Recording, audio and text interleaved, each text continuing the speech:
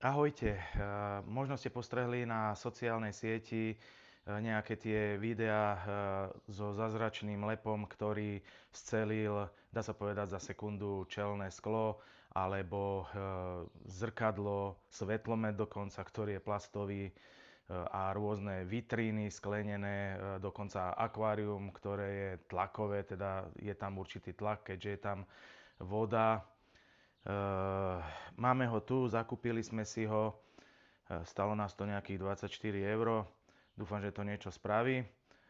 Takže uvidíme, skúsime si to nakvapkať.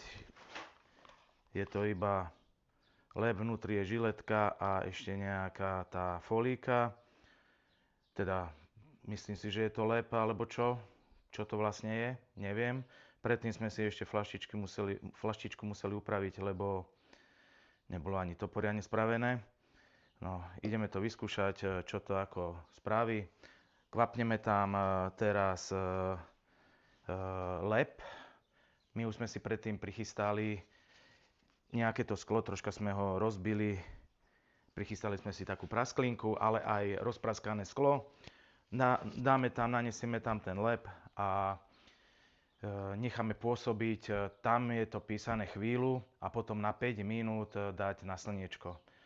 My tú chvíľu dáme pol hodinu a potom to pôjde následne na to slnko.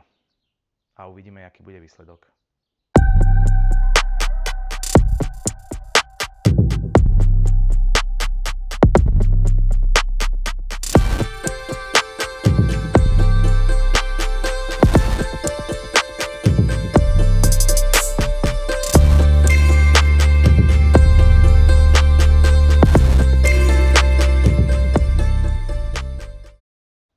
Skúsime si to teda kvapnúť.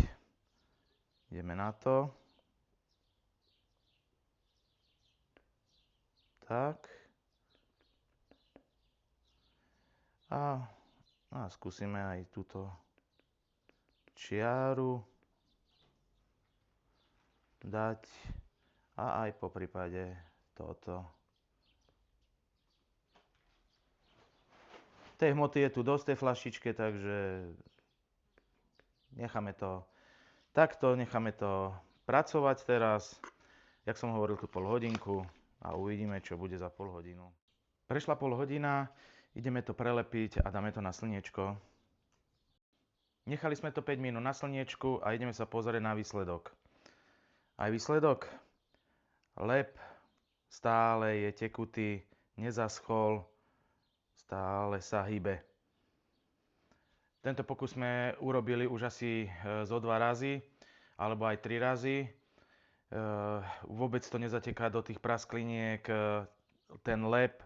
Nechal som ho vyschnúť na slniečku celý deň, aj tak to nepomohlo. Ja si myslím, že tam není ten lep, ktorý by mal byť, alebo možno moja fľaštička bola už nejak stará, alebo neviem čo, ale jednoducho tu to nespravilo absolútne nič. Neodporúčoval by som vám za to vyhadzovať peniaze, ale kto chce a kto chce skúsiť, nech sa páči. Toto video je točené kvôli tomu, aby chodia za mňou jednoducho ľudia takto už rozpraskaným čelným sklom a chcú, aby som im tam kvapol ten zázračný lep, aby to nádherne zmizlo a oni mali zase pokoj a ušetrené peniaze. Bohužiaľ je to umelá inteligencia, tie videá tvorí umelá inteligencia a ono to tam vypadá pekne, ale v skutočnosti sú to len vyhodené peniaze. V ďalšom videu som si kúpil aj zázračný sprej na svetlomety a zázračný nejakú tekutinu na škrabánce. Takže ďalšie 2 videá budú na tieto 2 tekutiny. Čaute.